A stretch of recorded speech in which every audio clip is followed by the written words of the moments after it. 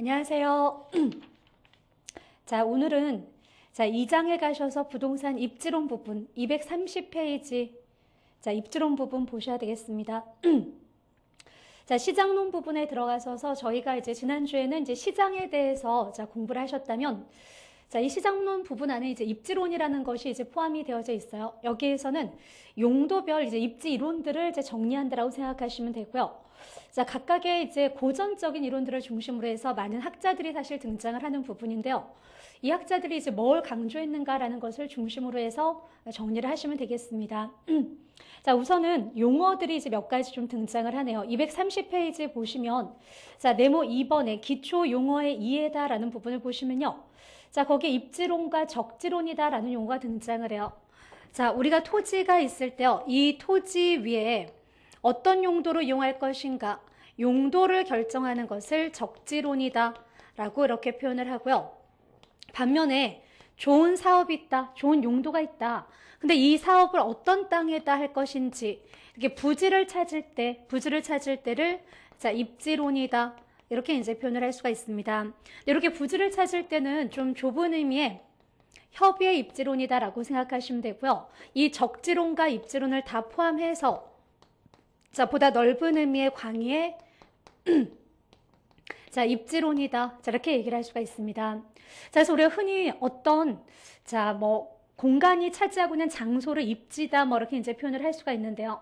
건물이 그냥 저기 차지하고 있는 장소 이렇게 생각하시면 되는데 흔히 이런 얘기를 하죠. 입지 선정을 한다. 그러면 우리가 입지 선정을 한다라고 하면요. 많이들 땅을 찾을 때 입지 선정을 한다 이렇게 이제 생각을 하시지만 부지를 지금 땅을 찾는 것뿐만 아니라 결국 광의의 개념이라면 땅이 있는데 무슨 용도로 이용할 것인지 용도를 결정하는 건 역시 우리가 입지 선정을 한다 이렇게 이제 표현을 할 수가 있습니다. 자, 그래서 거기에 이제 입지론과 적지론이다라는 용어가 등장을 하고요. 그 가로 2번에 가시면 입지와 입지 선정 나오죠. 자, 입지다라는 것은 기억해 보시면 입지 주체가 차지하고 있는 장소를 우리가 입지다라고 할 수가 있고요. 자, 입지는 니은의 정적이고 공간적인, 정적인 개념이래요. 그런데 이제 입지 선정이라는 용어가 나오죠. 입지 선정이라는 것은 입지 주체가 추구하는 입지 조건을 갖춘 토지를 발견하는 작업을 말한다. 자, 내가 원하는 조건의 땅을 발견하는 것을 입지 선정이다.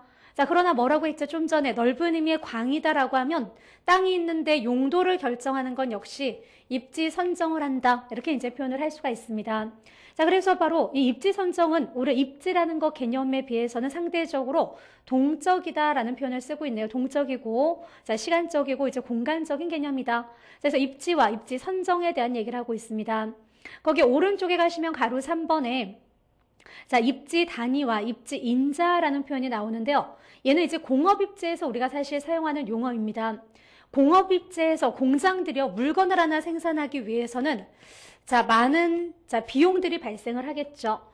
수송비도 발생할 것이고, 노동비도 있을 것이고, 동력비, 전력이라든지, 원자재비, 이렇게 다양한 공장들은 많은 비용들이 발생을 할 텐데요. 자, 바로 여기서 지금 요 비용 항목 하나하나, 요 독립변수 하나하나를 가리켜서 뭐라고 부르냐면, 입지 단위라고 얘기를 해요. 단위. 그럼 이 각각의 입지 단위들이 있을 때, 수송비, 노동비, 동력비 하나하나를 입지 단위라고 했을 때, 제가 어떤 A, B, C라는 이렇게 세 가지 위치가 있어요. 자, 그런데 이제 우리 공장이요. 특히 요 A라는 지점에 입지를 하게 되면, 요 위치가 여러 가지 입지 단위들 중에서 특히 수송비를 굉장히 줄일 수 있는 위치였대요. 자, 그래서 특정 지역에 내가 입지함으로써 줄일 수 있는 이 비용 절약상의 이익을 가리켜서 수송비, 얘를 가리켜서 그럼 뭐라고 부르냐면 입지 인자다. 이렇게 이제 표현을 할 수가 있습니다. 자, 제가 B라는 지점에 입지를 하면요. 이 지역은 임금이 굉장히 저렴해서 이 노동비를 굉장히 줄일 수 있는 그런 위치래요. 그러면 이때는 입지인자가 뭐가 되는 거죠? 노동비가 되는 거죠. 자, 그래서 특정 지역에 내가 입지함으로써 줄일 수 있는 그 비용 절약상의 이익을 가리켜서 입지인자라고 얘기를 합니다. 근데 이렇게 바로 내 수익을 결국 내 비용을 절감할 수 있는 수송비를 줄이거나 노동비를 줄이거나 경제적인 인자도 있지만 비경제적인 인자도 있을 수 있어요. 예를 들어 내가 C라는 지점에 입지를 하게 되면요. 이게 수송비나 노동비를 줄일 수 있는 건 아니지만 우리 기업의 이미지가 훨씬 더 좋아질 수 있는 그런 위치일 수 있대요. 이렇게 비경제적인 인자도 있다라고 할 수가 있습니다.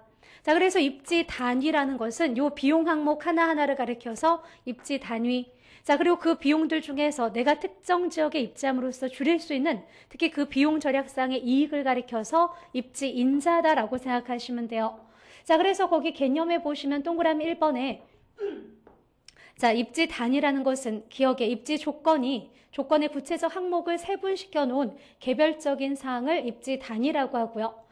자, 그리고 입지 인자라는 것은 입지 단위로 봐서 다른 장소 이상으로 이익을 가져오기 때문에 특정 장소의 공업을 끌어들이는 자, 비용 절약상의 이익을 말한다. 특정 지역에 입지함으로써 줄일 수 있는 그 비용 절약상의 이익을 가리켜서 우리가 입지 인자다. 자, 이렇게 이제 표현을 할 수가 있습니다. 자, 그래서 바로 여기에서 몇 가지 용어들을 자, 설명했다고 생각하시면 되겠고요. 자, 그럼 이제 용도별 입지론에 대해서 우리가 정리를 하실 거예요. 자, 우선은 자, 용도별로 구분을 하면요. 자, 뭐 주거입지도 등장을 하고요. 주거입지론. 자, 그리고 농업입지론도 자, 보실 거고요. 자, 거기에 공업입지. 그리고 마지막 상업입지까지. 자, 이렇게 입지론에서는 용도별로 구분을 해서 각각의 자, 용도에 따른 고전적인 이론들, 과거 이제 그 최초의 어떤 시작이 되었던 그런 이제 학자들의 이론들을 중심으로 해서 자, 우리가 정리를 하시는 부분입니다. 자, 그런데 우리 각각의 이렇게 부동산은 용도에 따라서요. 우리한테 주는 만족감이라는 그 유용성이라는 것이 다를 수 있어요. 자, 특히 우리가 주거입지다. 주거지는요, 주택은 위치가 좋다라고 이제 평가하는 기준이 뭐가 될까요? 바로 이 쾌적성이나 또는 편리성이다라고 얘기를 할 수가 있겠죠. 자, 그래서 용도에 따라 이 유용성의 이제 어떤 형태가 다 틀리다라고 할 수가 있는데요. 그러면 상업용은 뭐가 중요할까요? 상업용은 바로 이 수익성이죠. 자, 매상고가 중요할 것이고, 자, 공업입지는요, 생산비를 줄여서 생산성을 자, 높이는 것이 물론 중요하겠죠. 자, 농업입지도 역시 마찬가지입니다. 농업 생산성, 이 생산성을 높이는 그런 위치가 좋은 위치다라고 할 수가 있고요. 자, 용도에 따라서 그래서 바로 이 효용, 유용성이라는 것도 자, 좀 차이가 난다라고 할 수가 있는데요. 여기 232페이지 가시면 용도별 입지 조건이다라는 얘기가 나오죠. 자, 거기에 이제 주거지, 상업지, 공업지, 농업지 판단 기준들이 쭉 소개가 되어져 있습니다. 자, 그래서 주거용은 쾌적성이나 편리성이 중요하고 상업용은 수익성, 공업용은 생산성.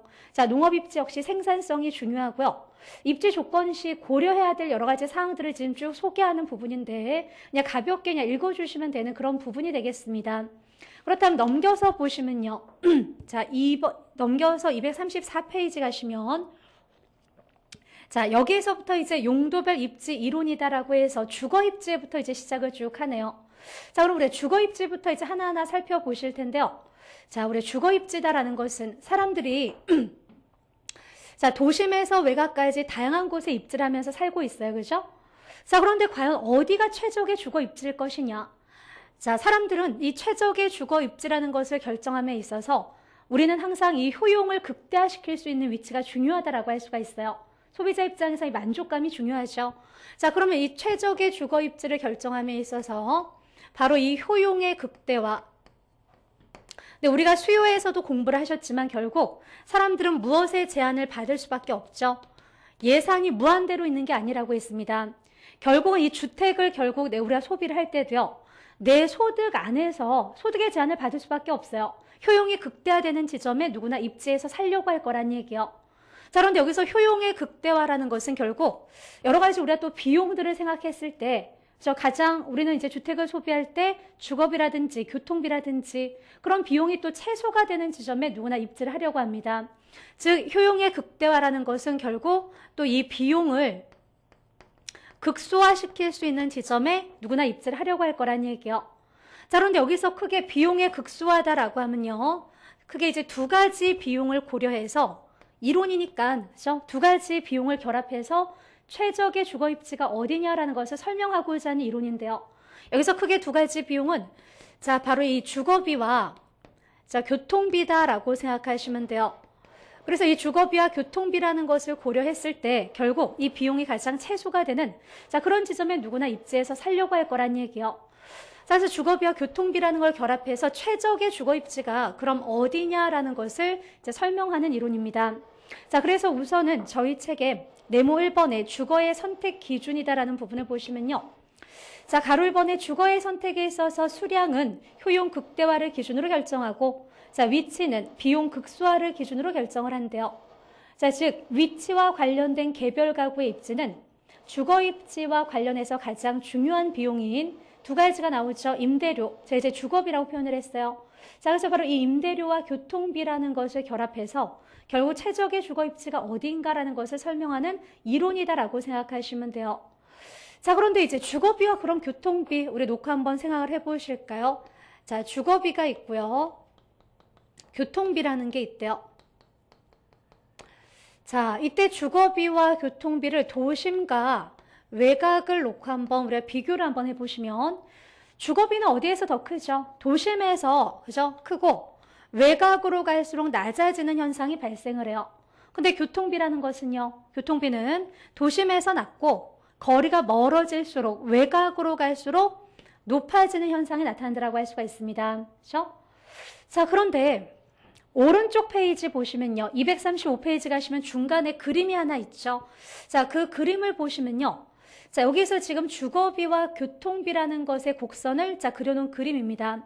근데 그 그림에서 자, 먼저 둘 다 우하향하는 기울기인데 자, 위에서부터 먼저 가로질러 이렇게 내려오는 애가 더 가파르게 그려진 애가 자, 주거